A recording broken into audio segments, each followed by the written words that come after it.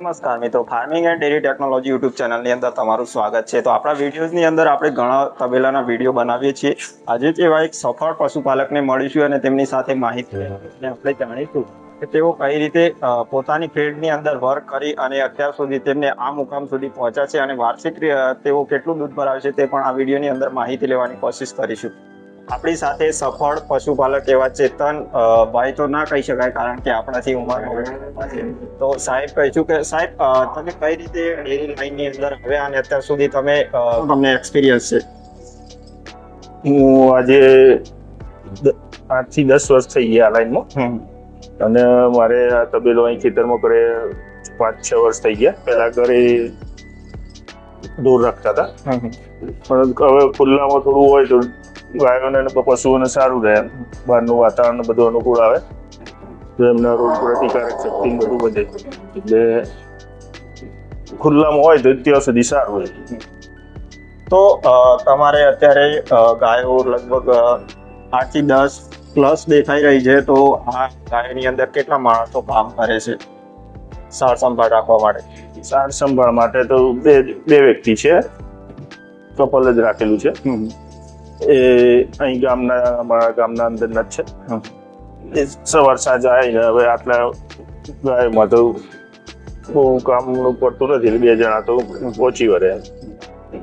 તો ટાઈમનું કેટલું દૂધ જાય છે તમારું અત્યારે બીજી ગા પણ છે, એટલે 40-45 લીટર એક ટાંકનું દૂધ જાય છે. એટલે દિવસનું 90-95 લીટર જેવું દૂધ જાય છે.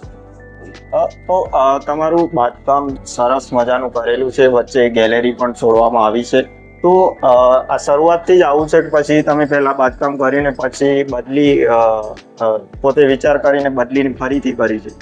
ના, મેં તબેલો બનાવતા પહેલા 2-4 જગ્યાએ બધું રિસર્ચ કર્યું હતું, કઈ રીતનું કરવું, કઈ રીતનું ના કરવું. એટલે પહેલથી મારે વચ્ચે ગેલેરી તો વધારે મૂકવાની જ ગણતરી હતી. ડાયરેક્ટ મોટું ટ્રેક્ટર સીધું અંદર જતું રહે, મજૂરી ખર્ચ ના લાગે. તો સીધું અંદર ટ્રેક્ટર અંદર જઈને પૂરા જે લીલું ઘાસ હોય બધું અંદર ઉતરી જાય ડાયરેક્ટ. બહારથી અંદર ઊંચું કરીને લાવવાની જરૂર પડે નહીં. સાયલેજ ડાયરેક્ટ અંદર સીધી ગાડી આવીને ઉતરી જાય, ખાલી થઈ જાય અને સીધું ત્યાંથી નાખવામાં અનુકૂળતા રહે. તો જે રીતે તમે જોઈ રહ્યા છો કે 10 થી 12 ફૂટ જગ્યા છે અંદર, રિવેશમાં ટ્રેક્ટર ચેક જતું રહે અને તમારે કોઈ જગ્યાનો અભાવ હોય અથવા તો વરસાદ આવતો હોય તો તમારે અહીંયા આગળ ખાલી કરી દેવું હોય તો પણ તમે કરી શકો છો. અને આ રીતે તમે તમારી જોડે જો જગ્યાનો અભાવ નહીં હોય તો ચોક્કસ આ રીતે બાંધકામ કરી શકાય. જો તમે ભવિષ્યની અંદર બાંધકામ કરવાનું વિચારતા હોય અને આ વિડીયો જોઈને તમને પ્રેરણા 100% મળશે. તો બીજી વાત એ કે તમારું બાંધકામ લગભગ ખાસું મોટું દેખાય છે અને પશુ બહુ ઓછા દેખાય છે. તો એની પાછળનું કારણ શું છે? મારી પાસે પેલા પશુ હતા 15-16 ઉપર પશુ હતા, અને હવે ઓછા કરવાનું કારણ કે અત્યારે મોંઘવારી બધું ખર્ચ વધી ગયો છે. એટલે દાણ ખાણ પાપડી જે કહેવાય બધું અત્યારે ખેડૂતને પોસાય એવું નથી પશુપાલકને. એ બધો ભાવ દૂધના ભાવ ત્યાંના ત્યાં જ છે. દાણ ખાણ ને પાપડીના બધા ભાવ ઉચકાઈ ગયા છે. એટલે અત્યારે બધું સમજી વિચારીને બધું કરાયું છે. બહુ પશુ રાખવામાં અત્યારે શું છે, વાતાવરણ એવા થઈ ગયા છે, પશુઓના રોગ વધી ગયા છે.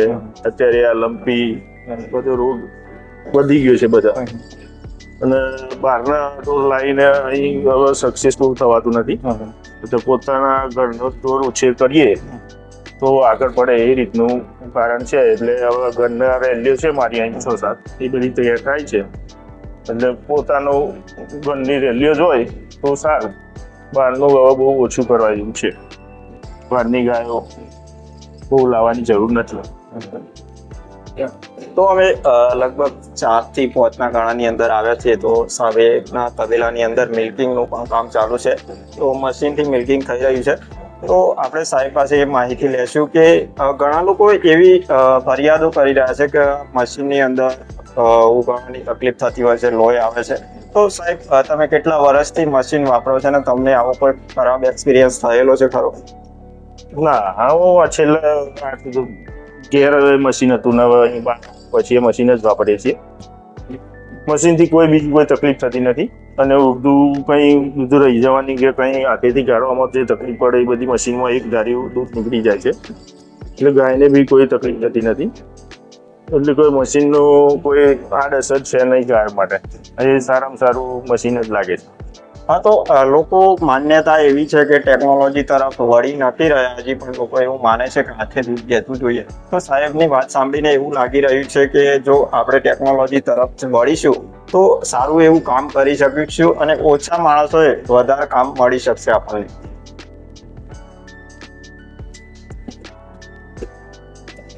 હા, તો સાહેબની 6 થી 7 રેલીઓ આપણને દેખાઈ રહી છે અને સારી એવી ચમક છે તેમની શરીર ઉપર. તો માહિતી લેશું કે તેઓ કયા પ્રકારનું ફીડ મેનેજમેન્ટ છે અને તેઓ કેવી રીતે સાર સંભાળ રાખે. તો આવી સારી એવી રેલીઓ તૈયાર થયેલી છે તેમની. આપણે ખોરાકમાં તો જે તારા કંપનીનું દાણ આવે છે હિપર, એ ખાવાથી રેલીઓની ચમક ઓટોમેટિક આવી જ જાય છે. એમનો શરીરનો બધો એને જે ટાઈમે એનું હીટમાં આવવું, જે કરવું એ બધું એ દાણથી જ એનો કંટ્રોલ થાય છે. અને બીજું બધું જે સારપુર આપણે જે નાખીએ છીએ એ છે મેઇન છે હિપર દાણ છે.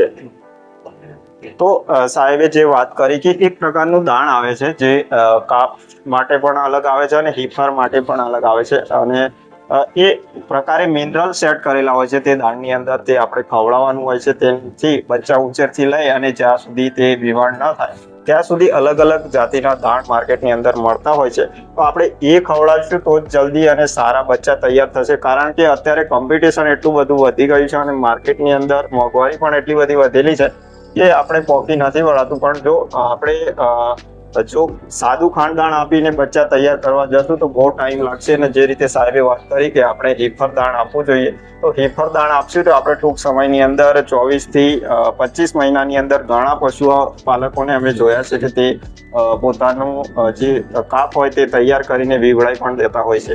તો આગળ માહિતી લેશું, તેમની સાથે બને રહેજો. સાહેબની વિઝિટ કરી રહ્યા હતા અને સાહેબને પૂછીએ કે આટલા પશુમાં તમે વર્ષનું કેટલું ટર્નઓવર કરો છો અને આ ટર્નઓવરમાં તમારું બેનિફિટ કેટલું અને લેબર કેટલું નીકળી જાય છે. તો આપણને શું મોટો અંદાજ આવે કે ઘણા નવા પશુપાલકો હોય એ વિડીયો જોતા હોય સોશિયલ મીડિયાની અંદર કે ભાઈ આપણે કઈ રીતે સ્ટાર્ટ કરવું અને કેટલું બેનિફિટ હોય. તો સાહેબ આપણને મોટો અંદાજ આપશે કે કેટલું બચે છે એની અંદર અને કેટલી આવક છે. બતાવો સાહેબ.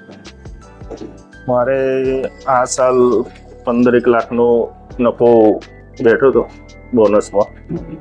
15 લાખનું દૂધ ભરાયેલું હતું. એ વખતે મારી જોડે 10-12 ગાયો હતી, એટલામાં મેં એટલું દૂધ ભરેલું. એની આગલી સાલ મારે 21 લાખ જેવું દૂધ ભરાયું. પણ એ વખતે 16-17 ગાયો હતી મારી જોડે. ત્યારે દૂધ ઓછું જાય છે એટલે ટૂંકમાં 10-12 લાખ જેવું બેસશે. અત્યારે ખર્ચો એટલો મોંઘવારીમાં વધી ગયો છે બધો, એટલે મળતર તો બોનસમાં જે આવે એ જ ગણવાનું છે અત્યારે. એ રીતે બંધ બેસે છે. તો સાહેબની પાસે આપણે માહિતી લેશું કે આ જે બાંધકામ કરેલું છે તેની અંદર સરસ મજાનું કામકાજ કરેલું છે અને પશુને ક્યાંય પણ ઉઠવા બેસવામાં તકલીફ પડતી ના હોય એવું લાગી રહ્યું છે. તો સાહેબ પાસે આપણે માહિતી લેશું કે આની કેટલી હાઈટ છે અને કેટલા બાય કેટલાની જગ્યા છોડવામાં આવી છે તેથી પશુ આરામથી રહી શકે છે અંદર. આ બાંધકામ મારું 100x40 છે ટોટલ. એમાં 70x40 ગાયનું બાંધકામ છે. બીજી બાજુ ખાનદાન માટે રહેવા માટેની સગવડ છે. હાઈટની વાત કરીએ તો 15-16 ફૂટ વચ્ચેની હાઈટ છે. બહારની સાઈડ થોડી ઓછી 12-13 ફૂટ જેવી છે. હવા ઉજાસ માટે એને સિમેન્ટના પતરા નાખેલા છે એટલે ઠંડક બી સારી રહે છે. આમાં નાનો 8 થી 10 લાખ જેવો ખર્ચ બાંધકામમાં થયો હતો. મારે પૂરણ કરીને થોડું હાઈટમાં લીધું એટલે થોડો ખર્ચ વધી ગયો. 1 લાખ પૂરણમાં થઈ ગયા. થોડું હાઈટમાં હોય તો શું પવન સારું આવે, ગાયોને સારું રહે, એટલા માટે 8-10 લાખ રૂપિયા જેવો ખર્ચો થાય. હા, તો તમે 8-10 લાખ રૂપિયા ખર્ચાની વાત કરી તો તમે અંદર ફૂલ બધા ભરેલા પશુ હોય તો કેટલા અંદર બાંધી શકાય આટલી જગ્યાની અંદર? આપણે ફૂલ તમે ગાયો ગણો તો મોટી ગાયો 30-32 ગાયો આવી જાય અને બીજા 10 રેન્ડર આવી જાય.